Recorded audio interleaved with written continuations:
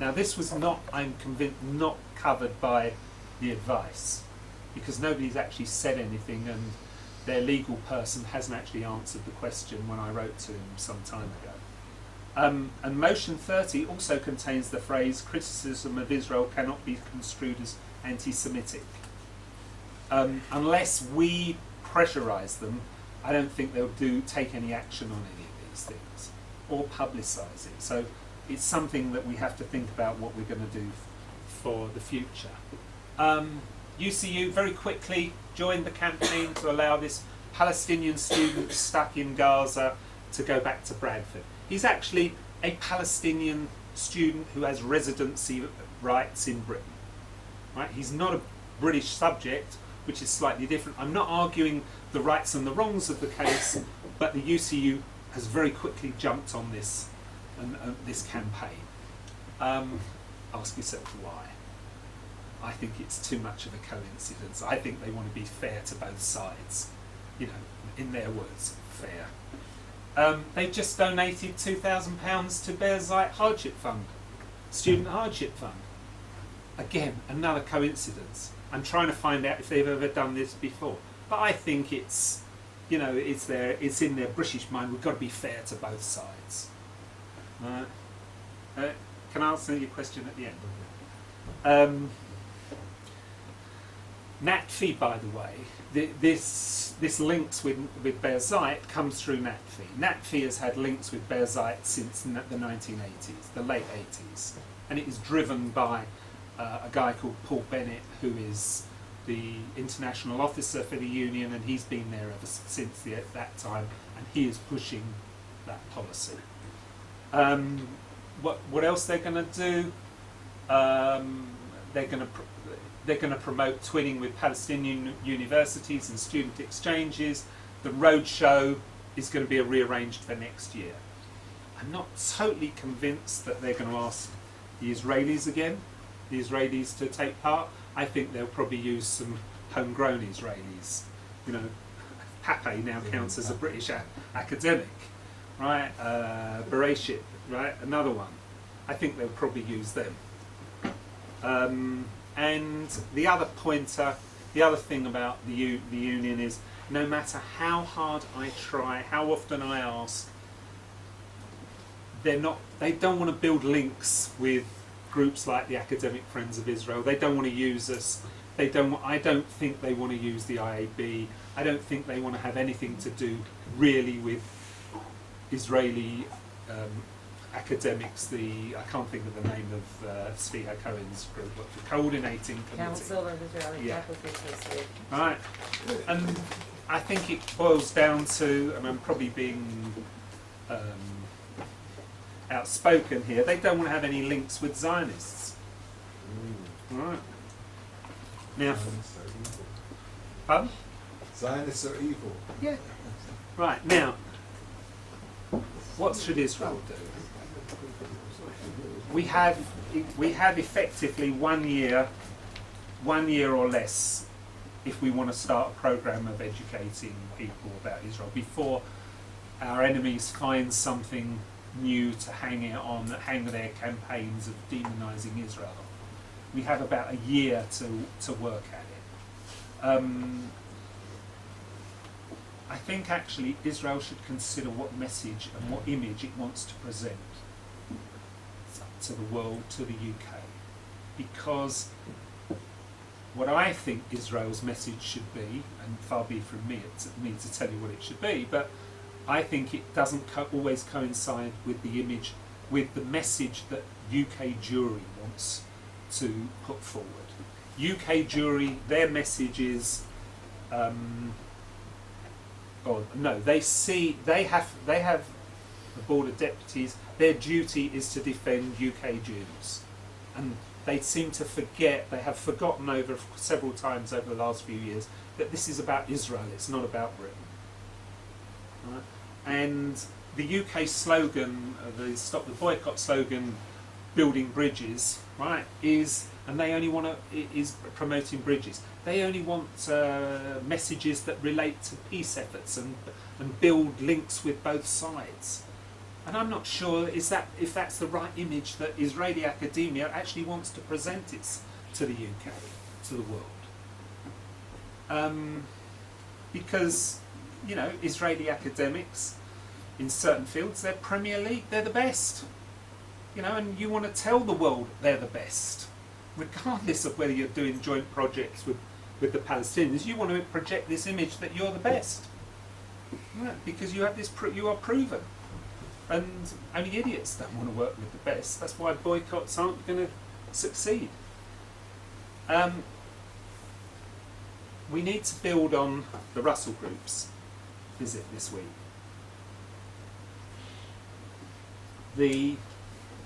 It was very important. I mean, I wasn't involved with it, but as far as I can see, and I've been saying this for some time, that the people in Britain, the academics who are in charge of universities, they make decisions in their universities based on what they know and what work they do with Israel or with Israeli academics. Leeds, for example, is one case where there was problems with the students about a year, 18 months ago.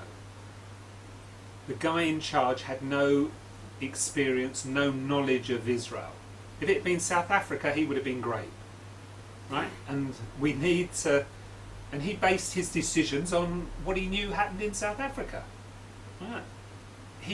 We have to get these people to Britain, and we have to not make the mistake of saying once we've brought the top people there, we need to also then bring the people below them, right? Because the Histadrut, in my research that I'm doing, the Histadrut made this mistake in the 1970s. They only concentrated on the leadership. They didn't concentrate on the people who were going to replace the leadership. Right? They built links with them, but they didn't build links with the people underneath. And this is probably what we need to do. And finally, we live in a world that is hungry for news and media, and the media people have a lot to answer for the image, as Manfred pointed out before, as what they say. And future campaigns against Israel will be driven by this thirst for news, and they will use the internet. But the internet is unregulated and it's ungovernable. And as a result, it's a dangerous place, and not everybody is like the UCU and obeys the law. So we have to think very, very carefully about how we're going to react in the future. Thank you. Thank you very much. We have time for questions. Charles Royston. Andre over here. Jack Ryan. Reiner. Charles, please. When the possibility of boycott became almost an international concern of Jewish people, there were a number of different groups or so that put on, yes, boycott Israel, and then if you do, you would not have this invention, and you would not have this high-tech thing or this medical advance and that, so on and so forth. Was that an effective approach in response to, I mean, it sounded very good, it made us feel very good as Jews, but I'm wondering if that's an effective approach. Education is the key. There's a tremendous lack of knowledge, of understanding, of knowledge of Israel, right? Knowledge of how Israel works, how Israel succeeds, you know, what it does, political history, religious history, everything. Nobody knows, right? And it ranges not only from the students that I teach, but to adults, to the 120,000 members of the union. And whatever, my personal view is that whatever message we get out to there, and if it's a positive message that Israel invented this and that and the other, it must do some good, but but it's the education point of view that is a real problem. You know, the lack of knowledge, of ignorance out there. And I think it will help, but yeah, it makes us feel good. You know, I mean, in a way, why did the union vote for a boycott? Because they could sit at a conference, vote for a boycott, makes them feel good. They haven't actually got to do anything. Right. So, yeah, I think anything will help, but we need to work at it properly, and it's not really me. It's not even Ophir at IAB. It needs to come as an overall part of the government of Israel to bring everybody together, to educate everybody how wonderful Israel is. I know some people here from I've spoken before, but I'm going to change hats for a minute because I've actually got another hat. I'm actually the representative in Israel of the postgraduate students of the UK. I'm here specifically with a remit to build these links with both sides. And my question for you, Ronnie, is what exactly should I be doing? Because already I've had press releases, I've had news articles and stuff that we've been working on knocked back by the executive, not because they disagree. They're in agreement, but they don't want to rock the boat. You know, they're worried. They say, well, if we just wait a little bit, then eventually everyone will have the same position we've got and agree with us, but we must wait for things to calm down and more sensible heads to prevail. So meantime, people are just sort of sitting. Those that are promoting a boycott are active. Those that are opposing a boycott, well, there's not as many people opposing them as there are people who wouldn't support it. I would actually say that if you can't go in the front door, go in the back door. So in other words, if they're saying they don't want to do anything directly in terms of press releases, who reads press releases, right? In a way, you know, start a program. I mean, the attitude I always took with NatFi when I was that don't attack them where they expect I'm going to attack them. Attack them on something that they wouldn't expect, right? So what I'm saying to you is National Postgraduate Committee, right? If they won't issue statements or publish documents saying the attitude to a boycott, tell them about Israel. Run a series of articles about how wonderful academic achievements of Israel, life in Israel. Arab promotes, if it's in Britain, right, they want to promote cooperation with both sides. They're not going to turn you down if you want to run an article about academic cooperation. I think that's the key, and then once you've got that story running, then you can tell them, oh, by the way, the boycott's off, and you know it's discriminatory. Yes. I think the thing is that they're on side, they agree with the position, but they're just worried about public reaction. If they keep banging on about Israel. Then tell them, yeah. Then push the Palestinian joint project side. Just for you know, for example, I studied Hebrew youth. So you mentioned they donated £2,000 to Berzait. I know we have joint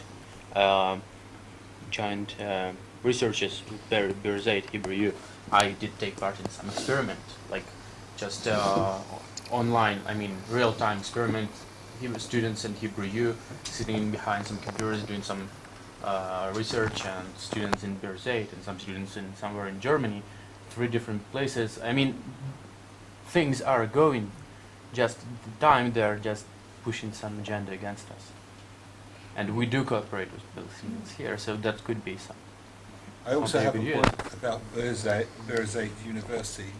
The student body governor, the government of the student body in Berzait University for many years has been controlled by Hamas.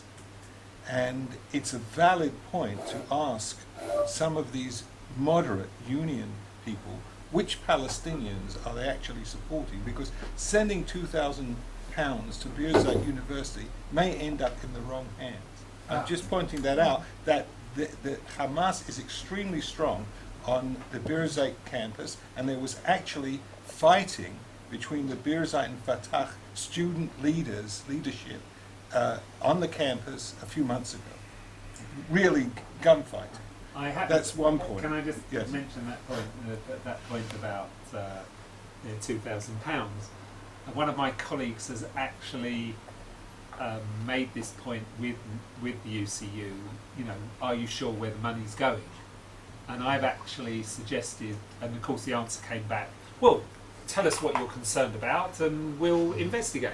And I've said to them, no, ask other questions which will connect up to it. How many times have you donated? Where has it gone? Did you check before? Who gave the permission? Etc. etc. The problem, not the what I have learnt talking to NATFE and UCU is that they monitor the Jewish press. And if we show that we're onto them, right, I said to this person, first thing you need to do is write a letter to the JC, because they will get the letter, they will see it, and then they know we're watching them, right? And they won't do it. And so, you know, and that's how I think we should attack them. Attack them where they don't expect it. On this point of attacking them, I think your focus has been largely on the union and how many people in the union might vote for or whatever. But we all know that, as I mentioned before, the boycotts are actually organized by a very small group of activists. Now, in the US, when there are people like this, there tends to be a very strong reaction against those individuals. There is a movement to get them thrown out of their university, deny them their tenure, whatever. That doesn't seem to happen in Britain. Everybody's too gentlemanly to counter-attack those individuals who are really behind this whole thing. Don't accuse me for that philosophy, although I believe in it strongly. The main argument against the boycott that we used in the past few years, most of the groups around the world, was academic freedom. And while you're trying to protect academic freedom from one side, you cannot counter boycott from the other side. It's very problematic, although it did serve us that the US did it. Here and there, and Dershowitz comes out with threats here and there, and some foundations say they're going to stop their founding. That's great. But we're not going to do it as academics. It's very important from that. Understand. From an academic aspect. Shouldn't do it. But for example, there was a move for American scientists, a couple of American scientists came out publicly to boycott British science. Boycott British science. Now, I would submit that that would be a far more powerful argument that would get more people involved to stop this happening if push came to shove. Because the effect of American Jewish scientists refusing to cooperate with British scientists would be far more staggering. But I would do it in a different way. I would affiliate myself as an American professor to an Israeli university, and therefore be boycotted by the UK. I think that's more classy as academics than counter boycotting them again. My point is that you can talk as much as you like about the democratic processes within the union, but if there are a group of hard left determined people who are going to come up, as you said before, with a way round it next time, those are the people you have to try to. I've said this before to Ophir, and I've told various people. What I would like to start doing is doing what Campus Watch in America do. Yes. They do academic critiques of what these people say. Exactly. It takes time, it takes money, right? We need money to be able to do it. That's the way We need money. I mean, another idea of what I think we should do is actually have a think tank of trying to figure out what these people are going to do next, right? Again, that costs money. I would love to do it, but it's a question of time, it's a question of building up the resources. I think we've probably got enough, if we put our minds to it, we've got enough information to actually have a go at these people. Hickey, for example, he makes plenty of speeches about Israel, but as an academic, he's published one paper in 30 years. And he's also never been to Israel, of course. Right. Yeah. And half these people have never been to Israel. Except the they are Israeli ones. vulnerable. They're vulnerable. Right. They're vulnerable from the point of view of their credibility as academics, and they're also vulnerable legally because of their involvement in these campaigns. Well, yes. And I think you're these right, are you're right, ways but, to approach them. But Tom Hickey is Brighton University, one of the new universities, and I believe his Vice Chancellor is very pro what he does. So while I would imagine, while he's got somebody there to support him, he can do what he does. It's very time consuming, all this stuff, because there is what's called a UCU activists list, right, where discussions take place among activists about the boycott, right? Somebody did an analysis, 500 pages worth of comments, right? I get updates once a day from this list, right? I can't tell you how many we've had about David Irving and being invited to Oxford, right? They spend all day on their computers typing, right? I don't understand how they get any work done.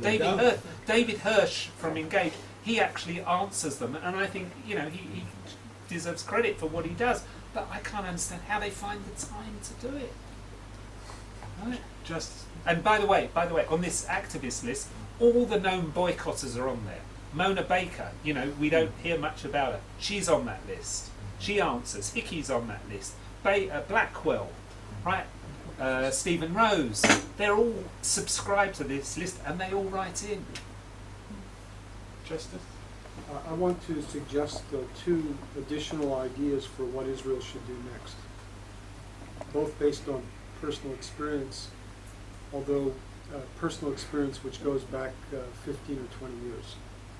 One is, 15 or 20 years ago, when I was a senior lawyer at the Israeli Ministry of Justice, specializing in human rights and international law, somehow I was contacted. I don't remember who was organizing it, but I think it may have been the Foreign Ministry. I was contacted because each year a group of the top editors of British university newspapers were brought over to Israel to take a tour, and I was the speaker they met with regarding human rights and the Palestinian situation. I don't know if such a thing still exists. I haven't heard of it in many years, but I sensed from the people that I met during a couple of years that I gave that talk, that it was an investment that paid two benefits. One was the immediate benefit, because these people were the editors, and they would then be more amenable to printing articles or printing letters to the editor based upon what they had heard or seen on a trip through Israel. Secondly, these were people who were likely to go into journalism professionally once they left the British Union of Students, or whatever it was called.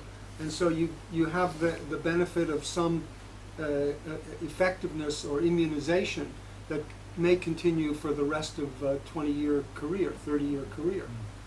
That's one point. I'd just say that I think that's a great idea, because I've been spent most of this week in the Israel State Archives, and I've been reading about visits, people who've been on trips, paid trips, union paid trips to Israel. They've come back, they have letters of saying wonderful, wonderful, they've learnt a lot. Right? This is 20 years ago, like you're talking about. And I it's the same thing. The Russell group who came this week, I'm sure they went back with a different view before they came. Although they began the trip in the PA. I'll tell afterwards about this trip. Sorry. I hosted it. Yeah, even there were times when I was at the Justice Ministry on Salah ad-Din in East Jerusalem, when I would get a phone call that a British group was staying at the YMCA in East Jerusalem on Nablus Road. Would I come over, because the students on the group were grumbling that everybody they'd heard was from Be'er Zaid or one version of the Palestinian spectrum or another, and they wanted somebody. They complained that the tour wasn't balanced, so I was Mr.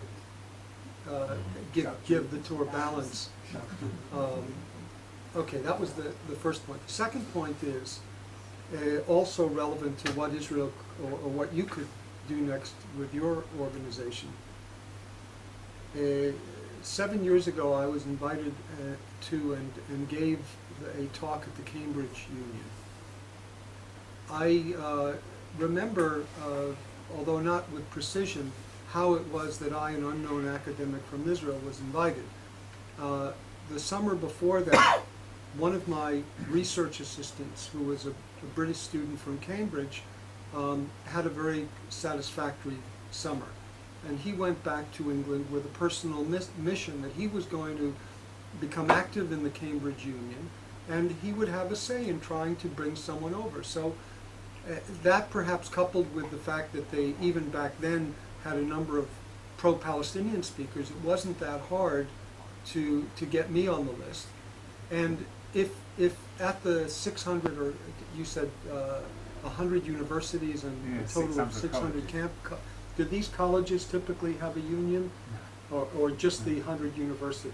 Yeah. The colleges are 16 to 18-year-olds. Okay. Right. Well, The uni- but even at the union, at the university, at the 100 universities, if young sympathetic Christians or Jews Yeah. want to have an influence over who the union and the speakers union invites, the world is open for them. I'd actually take it slightly further than what you're saying, because I went to Florence, I think last year I went to Florence.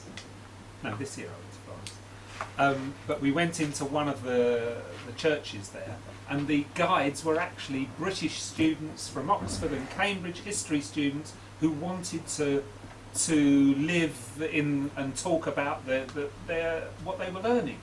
And I'm sure that if we trawled the history campuses, colleges and departments, we would find students in England who would want to come to Israel on a free trip if they were a sort of guide or something to do with what's here. You know, it's just, Can I have birthright? yeah. Yeah. You're acting? Yes, I'd like to make one remark, but first I'd like to say, Ronnie, that I'm always amazed at your analytical abilities and your ability to open up England for us. Although we speak the same language, it could be Eastern Europe, so far as I'm concerned, in many cases. It's so foreign to us, and also your very fine and sophisticated sense of strategy and timing. When we've had talks, I've always had that impression. You had mentioned speaking about the good side of Israel, and I've thought of it, and I have an idea to share with you, and it's there but not attributed. The greatest thing, the very greatest card that we have, is equality under law. It's a Jewish principle. And Josephus, when he was answering the anti-Semite Apian in the 1st century, said 3,000 years ago, before the Greeks, Moses, the lawgiver, gave us the principle of equality under law. It's a Jewish principle, and therefore we are more civilized than the rest of the ancient world. This is before Christianity and before Islam. Now I'll give you 2 examples. In The Guardian there was an article about a fellow who was living in East Jerusalem who had a picture of Saddam Hussein on his wall, but he didn't want to join the Palestinian Authority. He wanted his neighborhood to remain in Jerusalem. His reason was, I like the laws, equality under law. I'm protected by the Israeli laws, and I want to stay in Israel. And I had another experience about the year 2000. I went with a delegation of the Jewish Federation of Chicago. We went to Kiryat Gat, and there were Ethiopian immigrants in an absorption center, and there was a young lady, or maybe about 25, an Ethiopian young lady, and they asked her, there were also American blacks with us, what do you like the most in Israel? And she said, I like the laws. And everybody, had their mouth hanging up. Their mouths fell open. She said, I like the laws because now in Israel I can choose my husband. I'm protected as a woman under law. So the idea of equality before law is a Jewish idea, the idea that we're created in the image that all men are created in the image of the Creator. We sort of forget it in the shuffle. It was also the main point that Hitler used against the Jews. If you read the reconstruction of his thought, he said the Jews tried to emphasize the idea of equality so that they could be treated as equals with everybody else. So when we talk about equality, this is the key principle to emphasize. This is what we've given to civilization beyond the doubt. It's not Judeo-Christian civilization. This is the key principle where it begins and it ends. Yeah, I agree with that. So I think that let's say the Arab who wants to stay under Jewish sovereignty, doesn't care for Jews. That's something, you know. And I think it has to be emphasized. Our law, we have the fault with we have our issues with the Supreme Court, but Israeli law is simply superior.